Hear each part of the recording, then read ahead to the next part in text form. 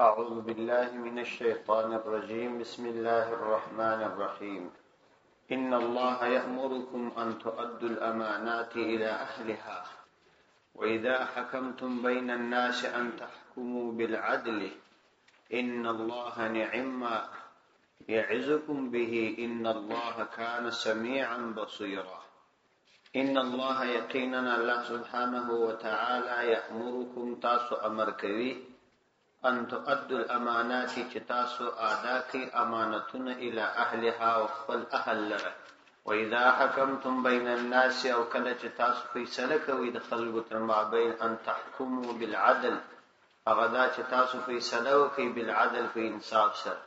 ان الله یقینا الله تعالی نعم ډیر شی يعظكم به نصيحت کی تاسو ته په دې خبره. ان الله كان سميعا بصيرا يقينا الله عز وجل كان دي سميعا فرأوريدن في بصيرا فرلدن. إن الله يأمركم أن تؤدوا الأمانات إلى أهلها. سورة نساء آيات نمبر 58. دي آيات مخکنی آیاتو سره ربط دادي چې په مخکنیو آیاتونو کې الله سبحانه وتعالى د يهودو او نصاراو قبیح صفاتونه بیان او بیا یې د هغوی په اخر کې د مؤمنانو د پاره د جنت د نعمتونو یادونه وکړه. نو دغه کافرانو په قبیح صفاتونو کې یو قبیح صفت داو چې هغوی خلک د خدای د دین نه رامنع کول او د هغوی سره چې کوم امانت و چې هغه علم و او د رسول الله صلی الله علیه وسلم د نبوت په ارتباط هغوی ته علم حاصل و. نو پکار خدا او چې هغه باید خپل خلق د پیغمبر علیه الصلاۃ والسلام د رسالت څخه خبر کړي وای لیکن دوی خبر نکړه. نو هغه امانت یې ادا نکي په امانت کې خیانت وکړي.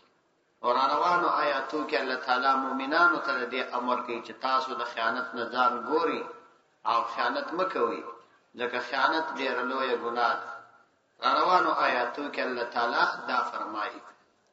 د دې آیات شان نزول کې ابن کثیر رحمه الله تفسیر مظهری او روح المعانی را نقل کړي دي چې د پیغمبر علیه الصلاۃ والسلام د بعثت په زمانه کې پیغمبر علیه السلام لا هجرت نو کړي. نو یو ورځ پیغمبر علیه الصلاۃ والسلام د نن مکه مکرمه ته حرم ته ولاړ څملګری مرسراو.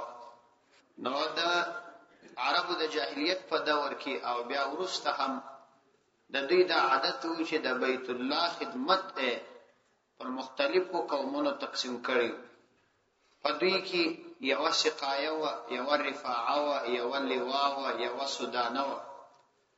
رفاعه دې ته ویل کېدل چې د مشورې مربوط چې کوم کار و د هغه مشرتوب به کاوه او یو به سودانه و هغه به دا چې د کعبه د ترمیم چارې بچا په غاړه درلود او یو سقایه دا چې حاجانو ته به عبور کول. دې ته ورته نور دوی د مکه مکرمه خدمات د حج په موسم کې تقسیم کړیو. د حضرت عباس رضی الله عنه دا خدمت په غاړه چې هغه به د حاجانو د عبور کاروبار برابر و. نو د وظایف په تقسیم کې یو وظیفه دا و چې عثمان ابن طلحه نمیدی. عثمان ابن طلحه حجبی دیته بیا د کعبه شریف کلی ور پلاس کې ورکړه سیو د کعبه کلی بیا د پلاس. نو د دوشنبه او د پنځشنبه په ورځ به د مکه مشرکان چې لال پیغمبر علی السلام په نبوت نو مبعوث شوی دنه کعبه تتلل او دنه په خانه کعبه کې به عبادت کا. نو یو ورځ پیغمبر علیه الصلاۃ والسلام هم د دې عثمان ابن طلحه څخه د کلی غوښتنه وکړه چې موږ دنه کعبه ته ځو. هغه په ډیرو شدید الفاظو پیغمبر علیه السلام منع کړ او په ډیره بد اخلاقی پیغمبر علیه السلام سره معامله وکړه. په هر صورت ورسته یې بیا کلی ورکړه. پیغمبر علیه السلام دنه کعبه ته ولاړ. د عبادت څخه ورسته راوتی او عثمان ابن طلحه ته ویل چې داسې ورځ براشي چې دا کلی به بیا زما په اختیار کې بیا جزای چاته ورکول غواړم ورکولای وېس او دا بزما اختیار. عثمان ابن طلحه وايي و ما ورته ویل چې په دې ورځ بنو قریش ذلیل او خواري کدا سي ورځ را ولدول نه قریش به ذلیل او خوار نه بلکې عزتمن وي. الله تعالی به ډیر عزت ورکړي. وای دا خبر از ما په لړ کې داسې په خاصو چې دا ورځ خامخاره شي. وای دا هغه ورځ چې مې په لړ کې د دې امیدو چې ایمان براوړم. لیکن د خپل قوم څخه مې د معلومولو د پار څه مشوره وغوښته. اظهار د ایمان او د خپل ارادې مې نه دی کړی. د خپل قوم ته مې دا وویل چې کچيري مثلا یو څوک ایمان راوړي نو تاسو څه وسره او ډېر په بدل لهجه د دې خبرې رد وکړي. نو ما د خپل اراده پټه کړه. خو چون کې زما مکه کې اوسېدم د ماحول په وجه د پیغمبر علیه السلام خبرم را څخه رسو هغه اراده را صفات وسو. نو د مکه د فتح په ورځ پیغمبر علیه السلام الله تعالی مکه ورته ورکړه فتح سو. نو زاد کلی سره د کعبه چت خطر یو. حضرت علی رضی الله عنه راغلی زیونی ولم په زور کلی را سواخ او پیغمبر علیه السلام ته ورکړه. نبی علیه السلام کعبه شریف ته ولاړی دنه داخل سو. بلال رضی الله عنه مرسلو نو الته عبادت وکي ورسترا اوتی. نو دا آیات ایوایا ان الله یأمرکم ان تؤدوا الامانات الى اهلها. عمر رضی الله عنه وايي ما مخکنو اوریدلې دا آیات. نو وای دا می ګمان دی چې دا به د نن په کعبه کې را نازل شوی دا آیات د نن د کعبه په نس کې برا نازل شوی.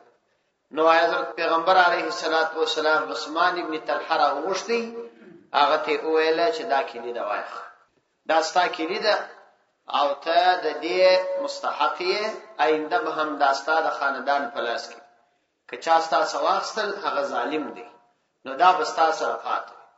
ولو که پیغمبر علیه السلام ته د داخلي چې ورکړل امانت نو لیکن هغه د ورکول په وخت کې دا اویل چې دا یو امانت ته زیاتات سپارم. د شرعي قانون مطابق د حق نه کېدی چې دوباره کې دې ته ورکړل شي ځکه پیغمبر علیه السلام نبیو اختیارات خدا هغه سره لیکن د ظاهري امانت د کلمې په وجه پیغمبر علیه السلام کلی بیرته هغه ته حواله کړ. پیغمبر علیه السلام خو پیغمبرو الله سبحانه و تعالی هغه ته انتهایی زیات حکمت او علم ورکړي. په دې یو کلی باندې د هغه ټول خاندان د همیشه د پاره د دین سره جوړ کړي او د دین سره محبت ور پیدا کړي. نو دا آیات نازل شو. دا آیات ظاهری شان نزول خدا دی لیکن آیات الفاظ عام دي. دا آیات په الفاظ کې الله تعالی دا او خلقو ته چې هغه د کوم امانت د ورسپارلو اهل وي هغه ته دا وایي چې الله سبحانه و تعالی تاسو امر کوي په دې چې تاسو امانات خپل اهل ته ورسپارئ. اوس د امانت په ارتباط باندې څو خبرې. حدیث کې راځي یو صحابي وایي وایزما بډې رقم داسې خطبه د پیغمبر علی السلام یادېږي چې پیغمبر علی السلام دی په هغه خطبه کې د امانت خبره نه کوله او دا حدیث دی نه پکښې وایي چې لا ایمان لمن لا امانت له چې دا هغه چا ایمان نشته چې امانت کې خیانت کوي ولا دین لمن لا عهد له او هغه چا لره هیڅ دین نشته چې هغه په وعده وفا نه کوي. یعنی په وعده باندې وفا کول دا د دین څخه یو لوی حصہ او امانت ادا کول دا ایمان. نو ایمان داسې خطبه نه یادېږي په غالب اوقاتو کې پیغمبر علیه السلام دی هغه کې د امانت او د وعده یادونه نه کړي. نو یو کو امانت ادا کول دا د ټول انسانانو ذمہ داری ده چې دته د کوم چا امانت وسپارل سو هغه به ورکړي. اوس نو ان الله یامرکم ان تؤدوا الامانات الى اهلها د دې مخاطب دوه قسم خلک یو عامه انسانان دي او یو حکما او والیان وزیران او پاچاهان. یو اسلامی خلیفہ یا پاچا یا وزیر هر څوک شي هغه د الله تعالی په دې امر باندې مکلف دی چې هغه به امانت او اهل تسپار. چنانچه علما ولیکلي دي چې کچیر کوم چا او غیر اهل ته امانت ورکړي نو دا کس ملعون دی. یو حدیث کې راځي چې چا بل څوک پر وظیفه باندې کښینوي او هغه اهل نو دا کس ملعون دی، د خدای په لعنت کې دی، تر څو چې الله تعالی د عذاب مبتلا کې او جهنم ته داخل کړي. نو څومره وظایف چې د اسلامي حکومت یا د مسلمانانو د سرپرستی کنا اهل ور باندې کښېنول سو، دا په امانت کې خیانت دی. پیغمبر علیه الصلاۃ والسلام یو مجلس کې ناست یو سړی راغی، پیغمبر علیه السلام سے پوښتنه وکړه چې متى ساعه، قیامت کله؟ په دا وخت کې پر پیغمبر علیه الصلاۃ والسلام باندې وحی را شروع شوه. حضرت عمر رضی الله عنه وايي دا د وحی په صورت کې پیغمبر علیه الصلاۃ والسلام ما ولید شدید یخو، لیکن د دې وحی د بوج او تکلیف په وجه باندې پر تندې باندې داسې خولې راتللې لکه سړی چې په یو ډېره شدیده ګرمي کې. نو کله چې بیا د پیغمبر علیه الصلاۃ والسلام څخه دا د وحی حالت خلاص شو، نو پښتنه وکړه چې منی سائل اسائل څوک سوال وکړي. نو کا سوال او سوال ما وکي واستاد سوال ول ما ویل چې متى ساعه، قیامت کله؟ وای پیغمبر علیه السلام ورته فرمایل چې اذا ضيعت الامانه، هر کله چې امانت ضایع شي، هر کله چې امانت ضایع شي خلکو امانت وګرځاو بس قیامت راځي. وای هغه ورته ویل چې امانت به کله ضایع کیږي. وای پیغمبر علیه السلام ورته فرمایل اذا اسد الامر الى غیر اهله فانتظر الساعه، هر کله چې یو امر او یو وظیفه او یو منصب نه اهل ته وسپارل شول بس امانت ضایع شو او د قیامت انتظار کا. نو نه اهل انسانان چې پر حکومتي وظایف راځي، نو دا ټول د قیامت علامات دي او دا په امانت کې خیانت. نو اوس کوم او تاسو وګورو د لوی سره څخه نیولې ټول سلسله پر خیانت را روانه. وظایف، ذمہ داری او مناسب دا ټول یا د قرابت یا پر تنظیم یا پر رشوت او یا پر نورو دوستي باندې ولاړ دي او پر دې باندې تقسیمېږي. چا چې د خدای عزوجل دا عظیم حکم مات کړی دی او خلک خیر هم نه دی لیدلی، نه په دنیا کې خیر لیدلی دی او نه په آخرت کې. نو دا خو د حکماو په ارتباط خبره ده.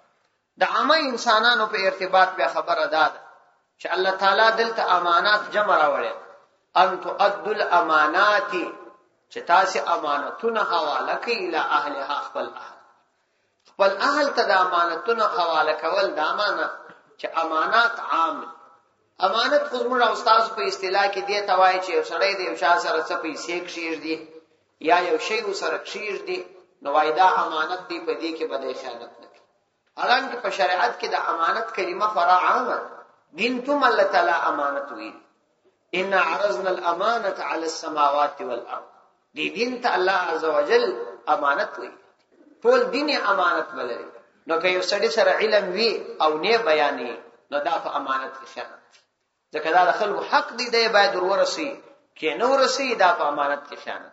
یا دوم دا چې پیغمبر علیه الصلاۃ والسلام فرمایي کتا سو یو کس ودی دی چې په مجلس کې شاوخوا وکړه، په دې پوسی چې دغه سړی خبري راز دی، کتا دغه سړی خبري بل چاته نقل کړي، دا په امانت کې خیانت دی.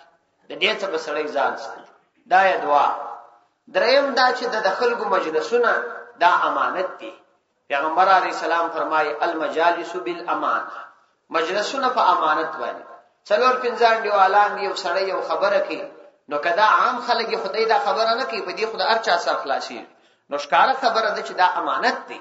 کته دا هغه د اجازه ته بغیر دا خبره نقل کوي، دا تا په امانت کې خیانت کوي. دا یې درې.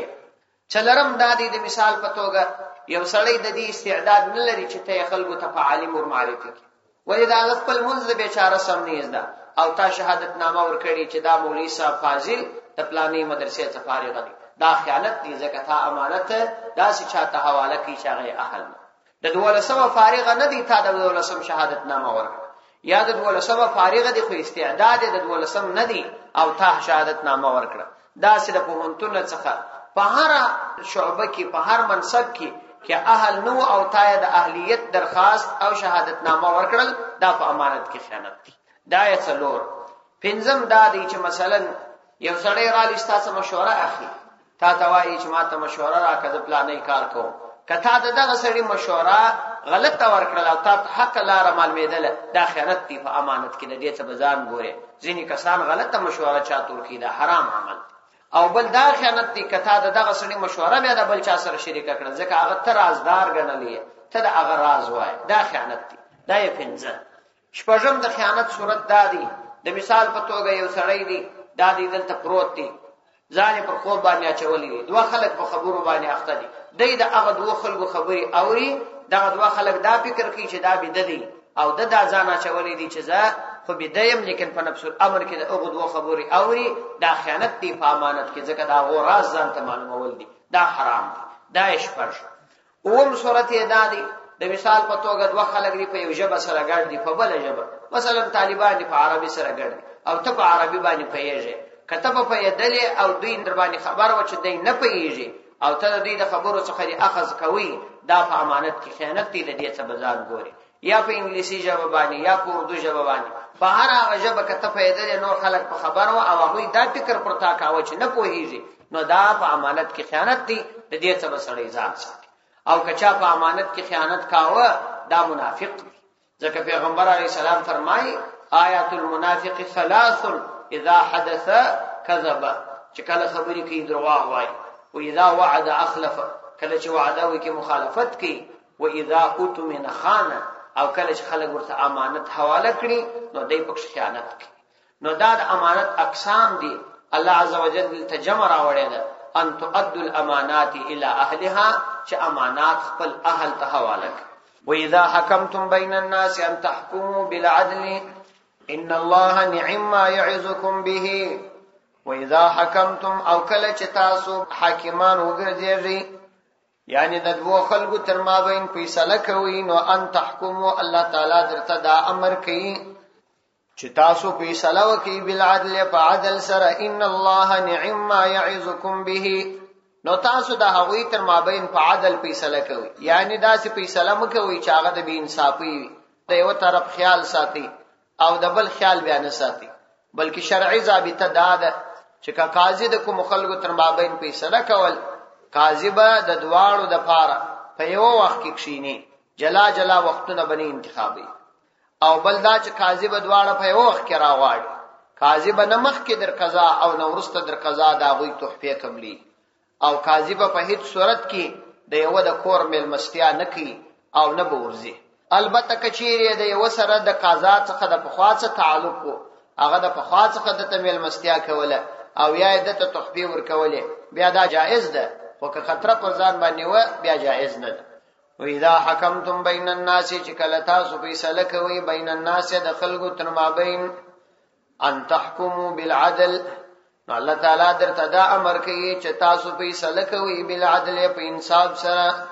ان الله یقینا الله عز وجل نعم ډیر شه يعظكم نصيحت کوي تاسو ته به په دغه خبرو سره یعنی دا تاسو لپاره خیر دی چې تاسو د عدل فیصله وکړي په دنیا کې به هم خیر وي او په آخرت کې به هم خیر وي په دنیا کې به په دې اعتبار خیر وي چې استحکام د حکومت به مراشي نظام به محکم وي د خلکو تر مابین به عدل کوي په آخرت کې به خیر داوي چې الله تعالی به در سره راضي وي ثواب به درکړي نو دا به تاسو د لپاره خیر ان الله كان سميعا بصيرا ان الله یقینا الله عز وجل کان دی سميعا پر اوریدونکي الله عز وجل پر اوریدونکي ستاسو هغه ټولي خبري اوري چې د امانت په تصفیه کې تاسو د خلکو تر مابین کوي بصيرا الله تعالی پر لیدونکي دی یعنی ستاسو په ټولو کارونو باندې علم لري او هغه الله تعالی ویني که تاسو په هغه باندې عمل ونکړئ نو الله تعالی علم حاصل دی بیا به ور باندې سزا درکړي يا أيها الذين آمنوا أطيعوا الله وأطيعوا الرسول وأولي الأمر منكم يا أيها الذين آمنوا ايغا کسانو چې ایمان مراوړی دي اطيعوا الله تاسو د الله تعالی اطاعت وکي واطيعوا الرسول د الله تعالی د رسول اطاعت وکي وأولي الأمر او د خپل حاکمانو اطاعت وکي یعنی د خاوندانو د امر حاکمان دي منکم تاسو څخه یعنی چې مسلمانان حاکمان وي ګوري د منکم کلمه راغله مرتدان نشي فإن تنازعتم في شيء فردوه إلى الله والرسول فإن تنازعتم کچیر تاسو تنازع او جګړه وکړه په شيء په کوم شي کې فردوه نو هغه رد کی الى الله الله عز وجل والرسول د الله عز وجل رسول الله صلی الله علیه وسلم ان کنتم تؤمنون بالله واليوم الاخر کچیر تاسو یاس ایمان لرئ په الله عز وجل باندې او یوم الاخر د اخرت په ورځ باندې ذالک خیر و احسن تاویلا ذالک دغه د الله او د الله د رسول اطاعت او په وخت کې د منازعه احکام د خدای دین ته حواله کول خیر دا ډیر شدي واحسن او ډیر شدي تاویلا د اعتبار او انجام په اعتبار صدق الله